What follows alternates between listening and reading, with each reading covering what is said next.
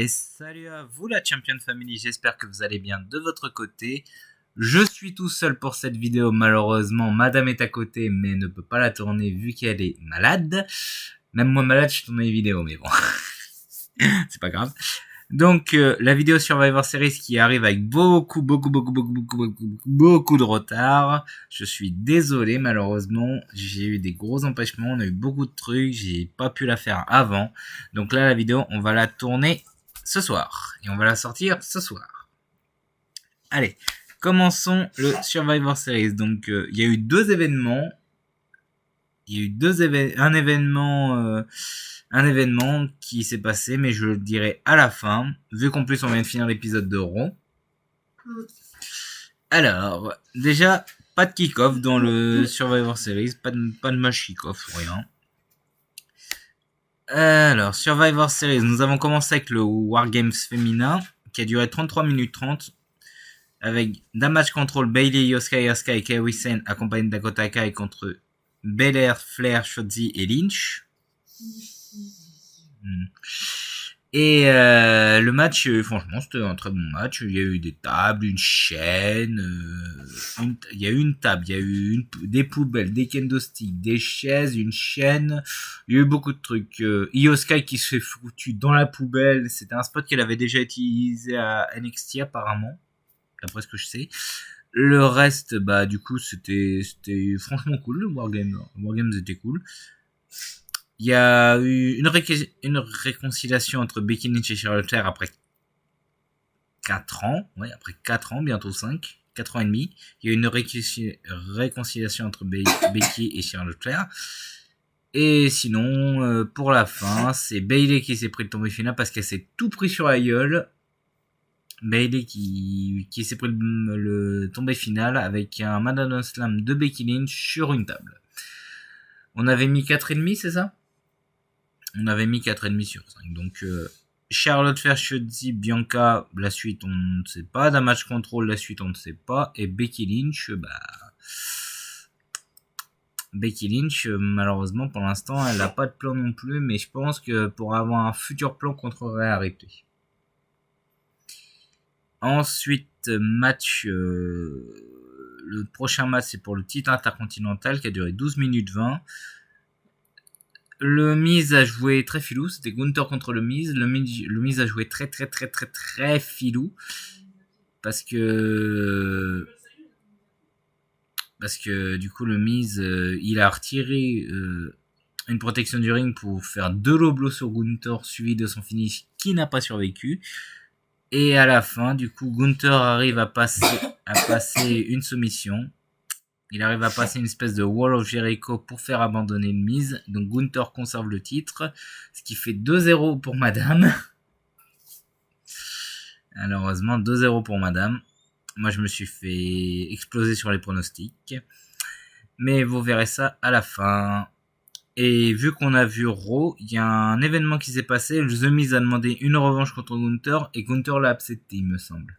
Il me semble parce que vu qu'on n'a pas vu le segment à Raw qui était pas diffusé chez nous, je crois, parce que on n'a pas pu voir le segment, donc peut-être, il me semble que c'est ça, il me semble que le Miz a demandé une revanche contre Gunther.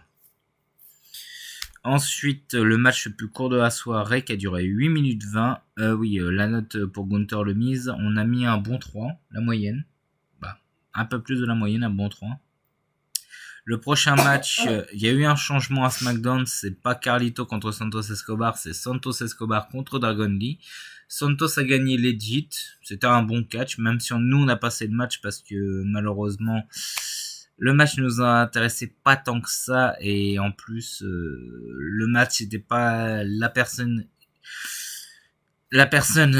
évoquée, donc ce qui fait 2-1 pour moi parce que j'avais pronostiqué une victoire de Santos et El Carlito. Voilà. Le prochain match, c'était Zoe Stark contre Rhea Ripley pour le championnat du monde féminin, qui a duré 9 minutes, encore une petite durée. Ripley et Zoe Stark ont tout donné. J'ai adoré le maquillage de Zoe Stark et la tenue de Ripley, gothique comme ça, j'adore. Et malheureusement, il n'y a pas de suspense parce qu'on sait que Rhea Ripley va conserver le titre, elle a conservé le titre, donc du coup, Prochaine étape pour un replay, moi je dis Becky Lynch ou peut-être un grand retour. Et Jelly, pourquoi pas? Parce que j'ai dit la femme de quelqu'un et de toute façon vous le savez ce qui s'est passé si vous avez vu Raw, si vous avez vu les news, mais j'en parlerai à la fin. Et enfin le main event, le War Games masculin qui a duré 34 minutes 25. On avait d'un côté le Judgment Day, Damien Priest, Finn Balor, Dirty Dominic Mysterio et JD McDonagh, accompagné avec de Rhea Ripley et Drew McIntyre. Et de l'autre, nous avons Cody Rhodes, Jey Uso, Sami Zayn, Seth Rollins, le champion du monde poids lourd, et Randy Orton qui a fait son grand retour pendant 1 an et demi. Le match est un banger, 5 sur 5. Je vais expliquer du coup au niveau des armes. Niveau armes, on a... J'ai gagné. J'ai pas fini. Niveau armes, nous avons eu encore une poubelle. Poubelle, kendo, chaise, table. C'est exact. Et oui, pour le Wargames féminin, il y avait aussi un extincteur qui a été utilisé contre Asuka. Voilà. Et donc la fin du match, Rollins était dans un piteux état, les Judgment Day dominaient. On attendait le Orton, sauf que c'est la musique de Rhea Ripley qui s'est lancée.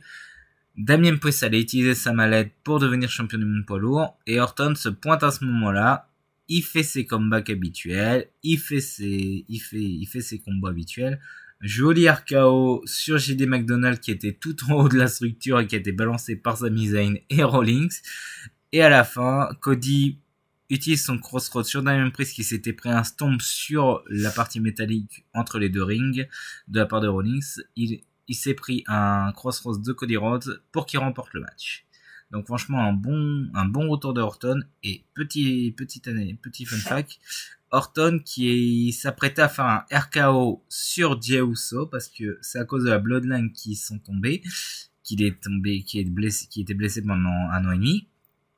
Et du coup, il allait s'apprêter à faire un RKO, sauf que Jey Uso a sauvé Orton d'une attaque dans le dos de Dominic Mysterio ou de Damien Priest, je ne sais plus. Mais en tout cas, Jey a sauvé Orton et du coup, il lui a pas tenu rigueur. Il s'en souvient, mais je pense qu'il va s'attaquer aux autres membres de la Bloodline maintenant. C'est-à-dire Solo, Jimmy et Roman Reigns. Peut-être que ça sera lui le futur challenger de Roman Reigns. À voir ce qui va se passer avec SmackDown. Et juste après le match, nous avons eu le grand retour. Nous avons eu le grand retour de The Best.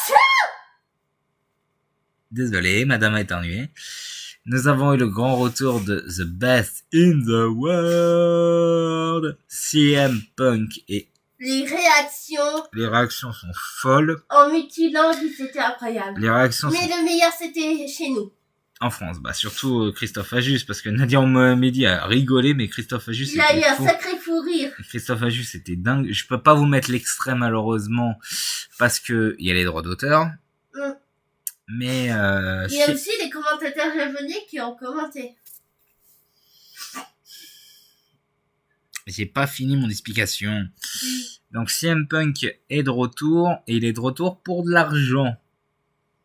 Alors, est-ce que pour vous, c'est bon ou pas bon le retour de CM Punk, sachant qu'il y a déjà des tensions avec McIntyre et Seth Rollins en coulisses. Mais est-ce que ça fait partie du work ou pas? J'en ai aucune putain d'idée. Mais Rollins déteste CM Punk réellement. Après tout ce qu'il a fait, tout ce qu'il a dit contre la WWE. Sinon, j'ai remporté la victoire. Oui, elle avait 4-3. Hihi. Elle m'a battu. Mais le prochain pay-per-view, c'est le Royal Rumble. Et on peut dire la nouveauté ou pas pour l'année prochaine? Quelle nouveauté? Ah! Pour celui qui gagne les pronos. Ah non, on n'a pas parlé de ça. Non, on n'a pas parlé. On peut en parler? Vas-y. Alors, à partir de l'année prochaine, avec les futurs pronos, notamment le prochain, c'est le Royal Rumble. C'est ceci, je vais recasser.